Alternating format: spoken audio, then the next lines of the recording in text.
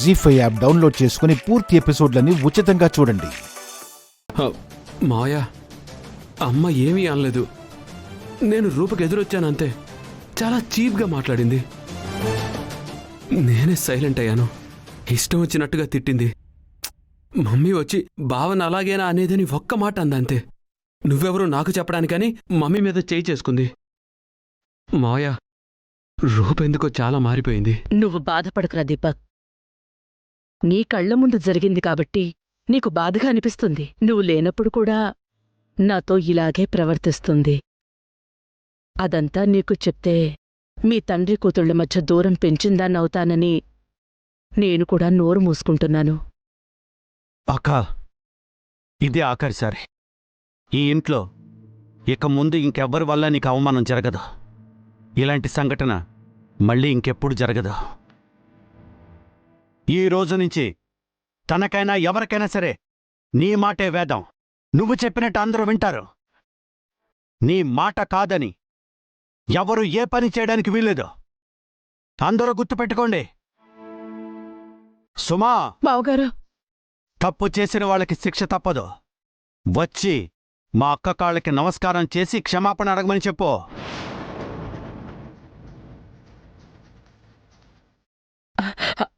అయ్యో తమ్ముడు, ఎందుకులే తమ్ముడు. వాగక్క, ఈ అవమానం నీకు కాదు, నాకు జరిగినట్టే. ఇక ముందిలా జరగకూడదు అంటే ఇది శాశ్వతంగా తనకి గుర్తుండాలి. రమ్మను, వచ్చి మా అక్క కాళ్ళ మీద పడి క్షమాపణ అడగమని చెప్పు. కదలదే.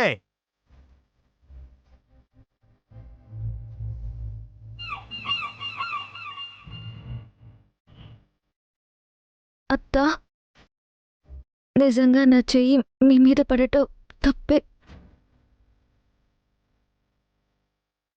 ఈ ఇంటికి పెద్ద దిక్కు మీరు. నా వల్ల మీకు అవమానం జరిగింది.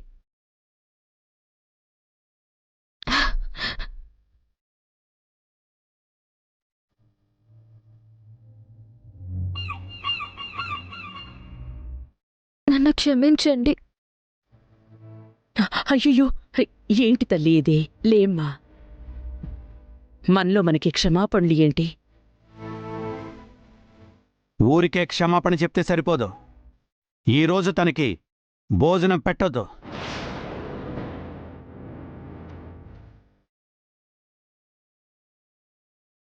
నా కొడుకుని ఒక పూటంతా ఇలాగే పస్తులుంచుతావా?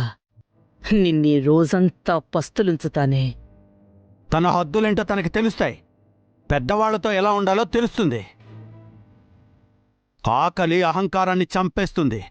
నా మాట కాదని ఎవరైనా తనకి భోజనం పెట్టారో క్షమించేదే లేదు.